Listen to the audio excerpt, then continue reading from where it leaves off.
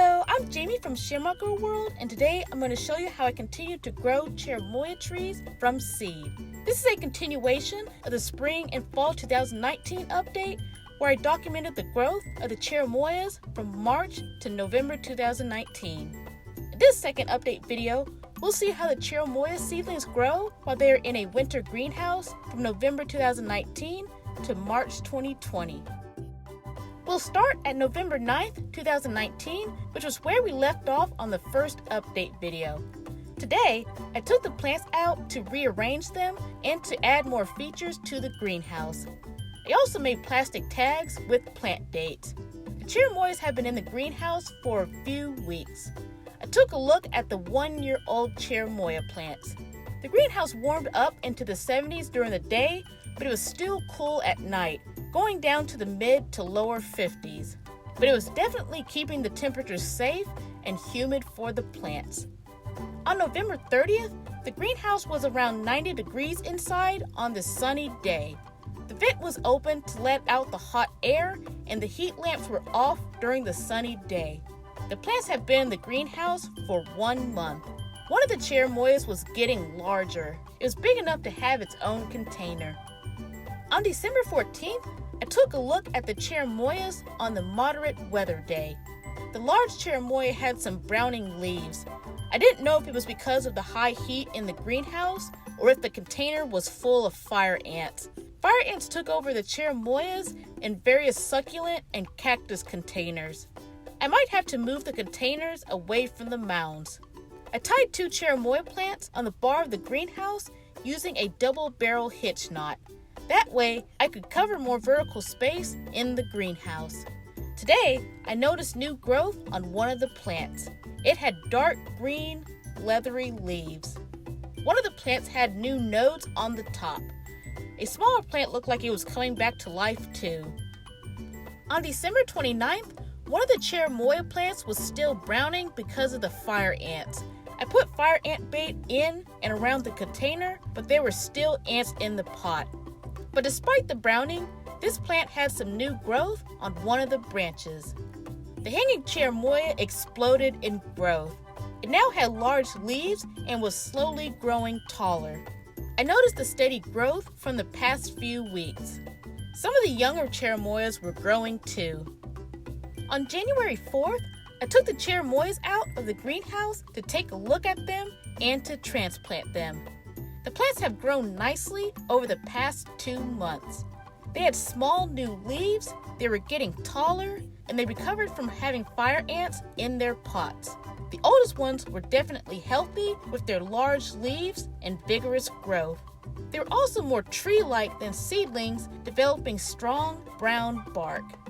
The younger ones were looking good too. Although there were some browning leaves, this set of 9-month-old cherimoyas were exploding in growth. So today, I decided to transplant them.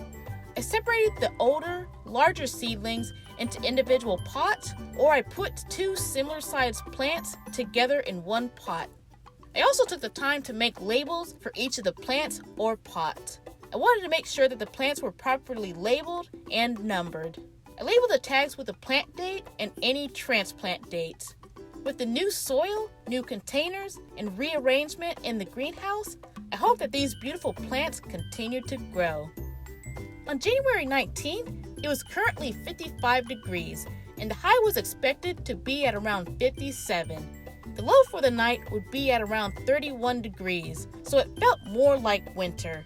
But thanks to the sunny sky, the greenhouse was over 80 degrees while vented. The hanging cherimoya was loving the heat in its transplant from 2 weeks ago. At the time, the leaves weren't as big as they were now, so it's definitely benefiting from its own container. The other cherimoyas were looking great with their light-colored leaves and growth. Many of them had new, fuzzy leaves on the tops. On February 2nd, I took a look at the cherimoyas in the very hot greenhouse. The temperature was around 96 by the time I vented the greenhouse, and the cherimoyas seemed to like the heat and humidity. The younger cherimoyas were growing more leaves, and one was growing new branches. The hanging cherimoya grew every time that I visited. I've already lowered the container, and I might have to lower it again. On February 16th, it was 80 degrees in the greenhouse. It was cloudy at the moment, and the sun should come out later in the day. The high for the day should be in the upper 70s. The weather was fluctuating from being cold in the morning to warm at night. We're also expecting a cold front later in the week. Since the plants have been in the greenhouse for 4 months already, they may think it's spring or summertime. Most of them might be adjusting and expecting more rain or moisture than what I was giving them since I was only watering them once a week. The largest cherimoya was still growing and putting on new leaves. I couldn't lower the container anymore. The other cherimoyas were looking very good on the table. I thought the open sunlight, the high humidity, and warmth was really making the cherimoyas flourish. By March 1st, the cherimoyas were growing even more. They had prominent lines in their leaves. Some were getting too tall and touching the top of the greenhouse. The younger cherimoyas, which will turn 1 year old by the end of the month, were growing very well. The hanging plant was huge now and was leaning over. I loved the large, soft, velvet-like leaves on this plant. Considering that the largest plants had a setback in April from the previous year, they were definitely healthy and thriving. By March 15th, the Texas weather was consistently in the 80s, so it was almost scorching in the greenhouse. I had to unzip the door and completely vent out the greenhouse. The heat lamps were unplugged by this point. I decided to kick some plants out, but I wanted to keep the cherimoyas in the greenhouse just in case. The lows were going down into the 50s, but it wasn't going into the 40s anytime soon. But the cherimoyas seemed to enjoy the heat and humidity in the greenhouse. So as long as I made sure that they were watered regularly, the cherimoyas were safe. March 29th was an important day for all the plants. The greenhouse had been open for the past 2 weeks, and the highs have been in the 80s and even in the 90s. Some plants were out of the greenhouse, but today I decided to take all the plants out and dismantle the greenhouse. It was going to get hotter from here on out in the greenhouse, so it was safe enough for the plants to go outside in the Texas spring weather. The largest cherimoya exploded from the warm weather we had over the past month. It grew into such a beautiful young tree. I was happy to see how much it grew, and I knew it would love the outdoor weather. The other plants have gotten bigger over the month, and they definitely needed more room and height to grow. I took a last look at the cherimoyas now that they were out of the greenhouse. I was surprised about how much they've grown and how healthy they looked.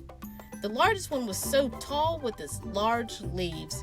It definitely needed to be supported now that it was outside. The smaller and younger plants, which were now 1 year old, were in the middle or throughout the greenhouse. The tallest of the batch was in the back of the greenhouse, and I hadn't noticed the growth. It definitely deserves its own container in the future. The plants look great since I transplanted them a little over 2.5 months ago. I was so happy to have the greenhouse for the past 5 months.